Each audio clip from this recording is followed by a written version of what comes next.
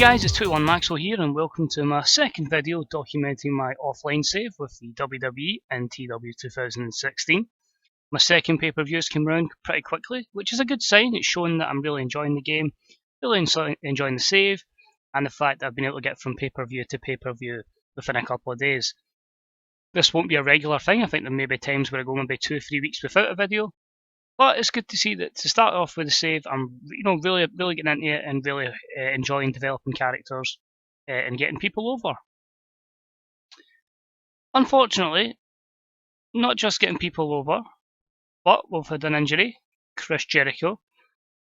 Not a massive injury, but he was due to face John Cena this evening and he got injured on the Raw before, basically the Raw Go Home show for Extreme Rules, so we've had to change plans and bring someone else in.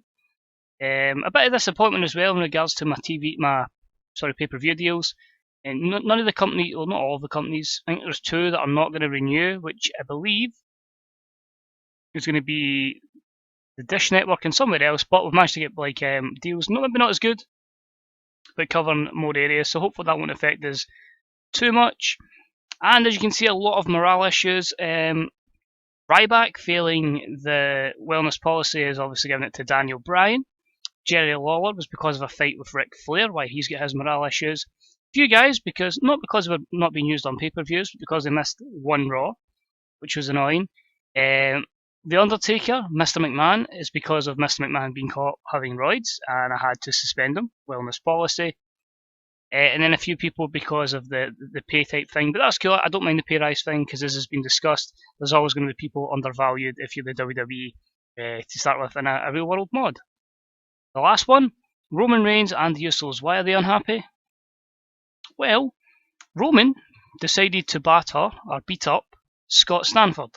Of all people, Scott Stanford. This is my champion, this is my top heel, and he's been up an announcer. So I had to fine him. I obviously can't suspend him, he's in my big storyline. And the fine resulted in backlash from Roman Reigns, Jimmy Uso, Jey Uso, and Dean Ambrose, which was a bit annoying, but we need to keep Reigns. If it was like a wellness policy, I'd suspend him, vacate the title. But he's on one. He's not on his last one, but it's good because it's shown us that there's a lot of backstage stuff, which is really kind of making these saves a lot more challenging, which is enjoyable. So today's Extreme Rules, as I say, there's a few new faces in the roster, but just getting ready for the likes of Randy Orton, Seth Rollins to return quite shortly. This will tie us into Money in the Bank, which is going to be in the 3rd week of June. As I say, it's just an offline save. Maybe some booking decisions you don't agree with. Maybe some matches you don't agree with. But, as I say, it's just for fun. I hope you enjoy the show. So we're in Fenway Park. We've booked 31,000, nearly 32,000, so that's ideal. We start the show basically with your announce team hyping up our main event, which is AJ Styles and Roman Reigns. I've opted to go with this program because of how over Roman Reigns is, and I feel like on the back of this we can maybe get AJ Styles to the elite level, which can help us going forward, especially AJ being 38 in game. The quicker we get him to the main event scene, I do want to give him a title reign, so hopefully this feud helps him. So a 63 there for the announce team, is what it is, but yeah, it's a decent start to the show. We start off with Kevin Owens making his entrance to the ring. You get a B81. Basically, Kevin Owens won the US title on the last episode at Payback, defeating Sami Zayn and Kalisto in a triple threat match. He has an opponent who has been signed. He was available. He is potentially going to retire soon, so I felt let's give him one last run in the WWE. His opponent, ladies and gentlemen, as Kevin Owens gets an 81, is Kurt Angle. US champion Kurt Angle. It all made sense. Let's give Kurt Angle one last run in the WWE. So a B80 for Kurt there. They got the crowd hotter, which is ideal. And a good start to the show. And our opening contest. And about that had some good wrestling and a decent reaction from the crowd. Kurt Angle defeats Kevin Owens in a submission match in 14:43 by submission with the ankle lock. Kurt Angle wins the WWE United States Championship. So a quick change in title there, but I just was planning to go a little bit longer on Kevin Owens, but when the situation came up, when the opportunity arose, I had to go with Kurt Angle. Just made perfect sense. A great chance as well in this program to elevate Kevin Owens. So took that because Kurt still got 75 over. So B80, the match got the crowd hotter. Kurt Angle with an 82. Kevin Owens with 68, and it continues this feud between the US and Canada. Kevin Owens is improving his performance skills. Negatives here: holding back of Kevin Owens, holding back of Kurt Angle, and the inconsistency of Kevin Owens. And obviously Kurt's declining physical ability. A bit annoyed that it's saying they're holding back. I mean, I thought like if it's on pay-per-view, they won't hold back, but maybe I'll need to look into that and see why that's coming up. But still, B80 for your opener, pretty solid result. We then have a video which is typing up our feud between the New Day and the Dudley Boys. Obviously, I don't have a stacked tag team roster at the moment because the Vaudevillains and Enzo and Cass are back in development. And we're still building up a few teams. There's like the Kings of Strong Style, Hideo Itami and Shinsuke Nakamura. So C-57, just building up the New Day. Because again, I want to try and get the 3 members of the New Day over. And the Dudleys are always a good team to help elevate people. The match itself did well, and about that had great wrestling and decent reaction from the crowds. The New Day, Kofi Kingston and Big E, defeat the Dudleys in a tables match, because obviously Extreme Rules, in 10 minutes and 35. Devon Dudley was eliminated from the tables first, then it was Kofi Kingston, then Bubba Ray Dudley after Big E put him through with the big ending.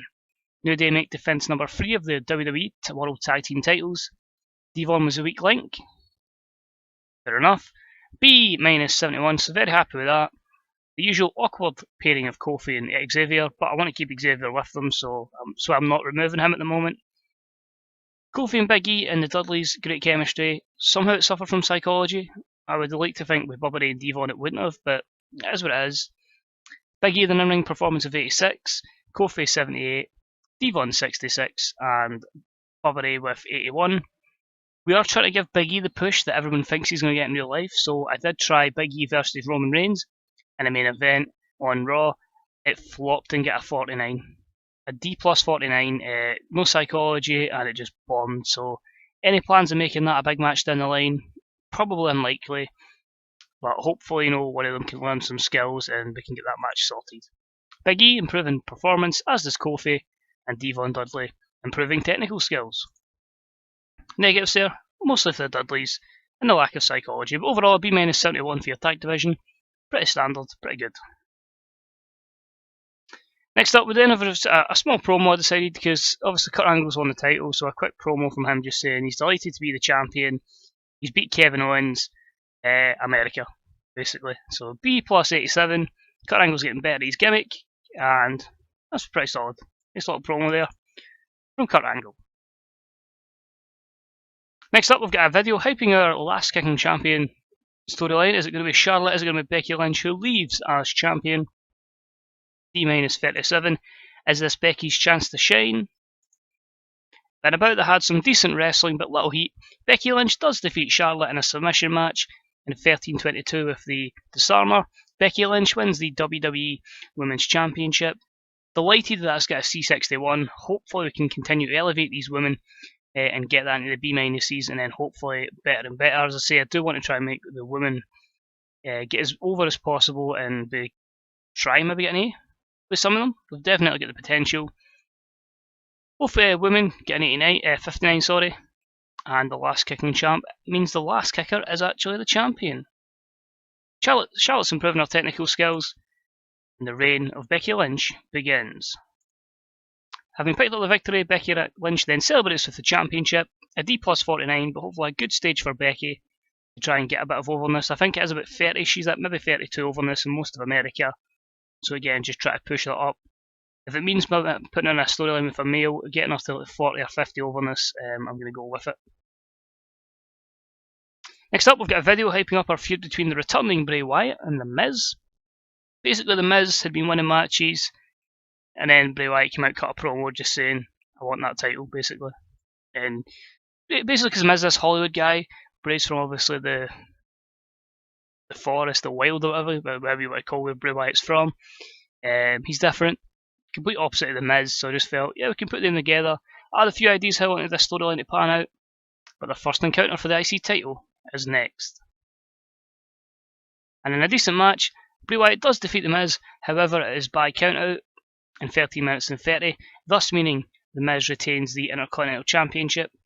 B-minus 76. Both men had a 70 rating. Hopefully it can elevate both guys. The promos will obviously be pretty decent. No skill improvements to speak of, and inconsistency and stamina for Bray Wyatt. Basically giving Bray something to do while waiting on Harper to come back, and waiting for Braun Strowman to gain some skill points and development and hopefully come back as a much better worker. We then have Roman Reigns shown backstage. He's on his cell phone talking to someone. Who that someone is a complete mystery, but it sounds intriguing. Obviously our new heel champion, the authorities champ. Who is it that he's speaking to? Remains to be seen, but a B+ 86. We've really got Roman over as a heel. Probably more over than Cena, if not level. And he's just going to keep hopefully getting better and better. And an added bout, just really to give him a good overness on a pay-per-view. A bout that had some decent wrestling, but little heat. The Kings of Strong Style, Shinsuke Nakamura and Hideo Itami, defeat Epico and Primo in 11:29, when Shinsuke Nakamura defeats Epico by pinfall with a running single leg high knee strike. I can't pronounce what it's called. Is it Kinesia or something he's called it these days? The Bomagi basically. C+ 66. Hideo's getting better at his gimmick, which is good. So I want to try and get both of them over. I don't want just Shinsuke to go so far ahead and then Hideo with nothing. If I can get both over, that'd be great. I'm actually the crowd buzzing, so that's obviously a good sign. Hideo get a 65. Shinsuke get a 59. 46 for Epico, 55 for Primo. They're going to be good workers. I wanted them to steal the show, and hopefully this elevates some of these talents going forward. Next up in a decent match, Sami Zayn defeats Rusev in 10:31 by pinfall with a surprise roll-up. C+ 66. Rusev 63, Sami Zayn 58. Sami Zayn was off his game. No real storyline here, but it will go into a storyline with what's to follow. Sami getting the upset victory over Rusev, which hopefully can help elevate him. And after the match, Sami Zayn is celebrating in the ring. Then Rusev and then Ryback joins them, and they both beat Sami Zayn down to the mat. C62, but it's basically going to be some sort of alliance between these two big guys, and Sami Zayn is going to look for some help. His help may arrive in time for the next pay-per-view, Money in the Bank. Wait and see. Next up, Dean Ambrose and Cesaro have decided to come out. We've basically started with Sheamus and Alberto Del Rio in the ring. They're saying, oh, we're the best tag team about. Obviously, League of Nations is no more, but I've kept these two as a tag team. Dean Ambrose and Cesaro had nothing for it at the moment. Still trying to get a proper balance between baby faces and heels. So this is basically just another added match to get these guys on pay-per-view. Dean Ambrose looking good. Alberto Del Rio's improving at acting. A few negatives there, mostly momentum. But B79 is still a good position. We really need more heels, but that's only going to come over time, unfortunately. Match itself was decent, and Dean Ambrose and Cesaro defeat Sheamus and Del Rio in 13:36 when Dean Ambrose defeats Alberto Del Rio with the Dirty Deeds. Cesaro was a weak link, struggling to keep up with everyone else's in-ring performance. I really doubt that. Cesaro would steal the show. He would thrive in this kind of match. So, does a win, it's a B-75. Disappointing that that's come up. Cesaro with 58, Ambrose 70, and it says a lot when Del Rio and Sheamus have 78 and 74 in-ring performances. Partly the better ones in this match. And disappointing that Cesaro and Dean Ambrose have zero chemistry as partners. No skill improvements, dirt sheet, few negatives there, but again, it was just to fit them in to the show. Next up, Shane McMahon is with John Cena. John Cena obviously doesn't have an opponent for tonight. Shane's not, I know, although the text there says he's punishing John Cena, he's really just announcing that he's going to be facing Samoa Joe, who'll be debuting in a match today. I just felt like it was the closest angle to what I was looking for. I need to try and get Shane McMahon over. He's still only sitting like 50 odd over in this, so putting him in an angle with John Cena. So basically, not punishing them, they're both on the same side, but just saying we're giving Samoa Joe an opportunity. Samoa Joe versus John Cena is going to be next, and I get a B+ 86. Really intrigued to see if Cena can get Joe up to a good rating here and a good debut. That's not bad considering obviously Joe's over in this. So in about the good wrestling and a decent reaction from the crowd, John Cena defeats Samoa Joe in 1847 by countout, keeping Samoa Joe looking strong, putting Cena over because he's not the figurehead in game, but he's most over guy, so I need to keep him over. The B79 is good since it was no build up due to the late replacement for Jericho. Lackey Psychology is disappointing. I think these two would tell a great story. Cena 90, Joe 61. No skill improvements, but hopefully puts Samoa Joe in a good position going forward.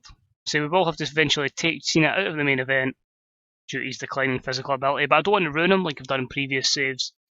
And then he's ended up with no overness, because I do want him to get the 16 World Championships. Next up, we've got Roman Reigns cutting a promo about his main event match with AJ Styles, B81. Roman was absolutely delighted to go off script, done well, and it hyped up the feud well. I decided to just make it 2 out of 3 falls. Extreme Rules, I felt like it would just be one of the ones where they don't do the brawl or the hardcore style of match right, so I'm pretty sure I did make it 2 out of 3, which would just be still a normal wrestling match to an extent.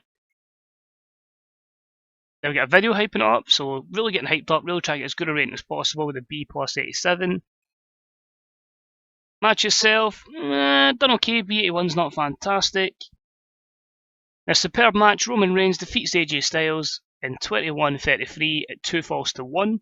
He won the first fall, AJ won the second fall, and Roman Reigns wins the final fall by pinfall.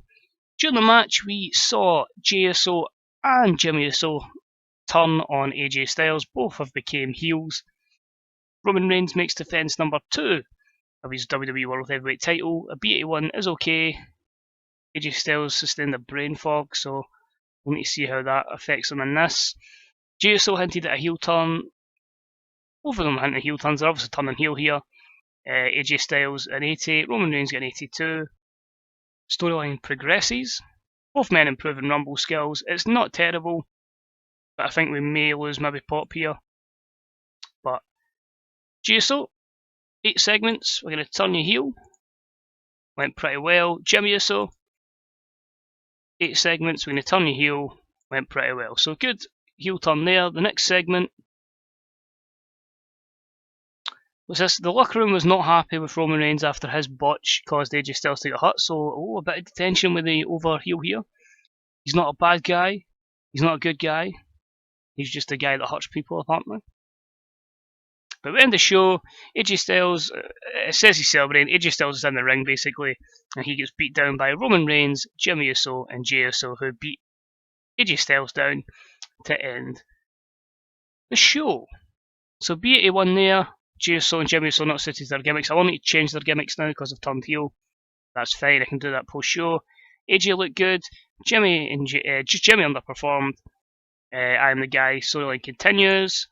No skill improvements. The dirt sheet. Low morale for obviously the Usos and Roman. I'm feeling we're losing Pop here, but it could be an okay show. Maybe a bit of B minus. 78, 79. Let's find out. No, ideal. A B82. So pretty solid level we're at here. And it increases our Pop in 16 regions. So not a massive success, but a success slightly. And it means I'm hopefully going to try push for B pluses once we get more guys over in the main event. Roman Reigns, despite the fact you're one of the main guys, I'm going to have to say to him, you could do a little bit better. John Cena, we'll say a good example. Becky Lynch, we'll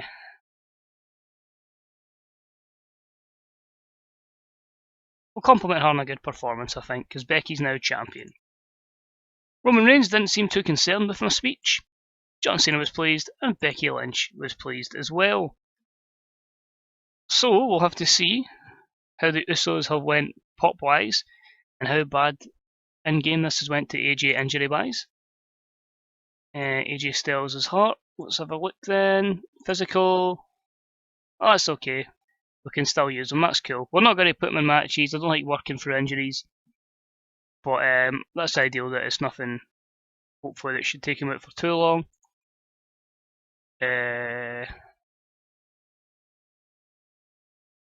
have a quick look then at our... So big money up to 34 million, obviously that will drop once we pay all of our debts off and stuff like that, and all of our bills, all expenditures. Quite a few guys again unhappy because not getting used. Tough shit that happens. You know, some people we can figure stuff out with. These contracts ending. AJ Styles is injured, obviously we know that. We'll try and get some momentum for the Dudley boys going forward before they'll go into this feud again with the New Day probably. A 7.85, so I think that's higher than our last one, so that's good to see. Drug test was 8k. Dean Ambrose thinks Epico doesn't connect with the fans. That's cool. We're just going to use him as an enhancement talent. Xavier Woods has poor ring psychology. The kid is probably not worth to be kept around. Says Kurt Angle. John Cena thinks he's charismatic, so we'll see with Xavier. Maybe just keep him as a manager.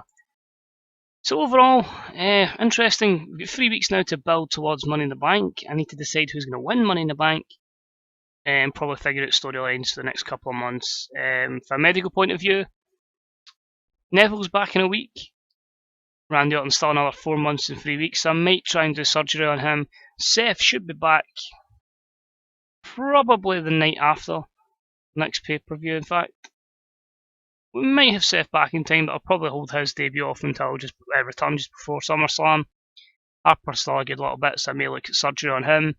Jericho back in 15 days. Also a return soon for Nikki Bella, and unfortunately Tyson Kidd's a good bit away, but we will give Tyson Kidd a good push on his return. So last thing to look at, AJ Styles, popularity 76s and 75s. He's made a good little run so far from 65, so he's up 10 rating, so that's good on his overness. Roman Reigns is the other one we're going to look at. Some places an 89A, some places a B+ player. But considering he started at 77B, I think we can be quite happy with that progress so far in America. Really just focusing on America and Canada at the moment. Once they get more over in other places, we'll start to expand having shows there. And because of the heel turn, we'll have a quick look. Jimmy Uso, 56, and he started at 54. So no real overness changes. I'm assuming both Usos will be the same. Samoa Joe, I think, may have had a small increase, 52. Yep, so he's went up by 2, and that was the effort to John Cena, but a good chance to push him going forward. So I say that's it for this episode, guys. I hope you enjoyed it. As I say, the next one, no idea when it will be, but it will be Money in the Bank. If I'm right in saying the schedule says Money in the Bank, yep, and then after that, Battleground. So hopefully I have a good little bit of fun, book a couple of shows, and hopefully give you the best card possible for Money in the Bank. So thanks for watching. If you enjoyed the episode, if you leave a wee like, I'd be deeply appreciated. Any comments regarding this kind of series, let me know how you have been booking WWE yourself. Let me know what decisions you think I've done have been good, what decisions that have been bad, and how you would do better. And just stuff like, I think I'm going to be putting this up on the Grey Dog Software forums as well, so any comments on it as well, just put it in the thread in there. Happily reply back to any comments regarding my booking. So thanks always for watching. Deeply appreciate it, guys, and hopefully I'll see you next time. Bye bye.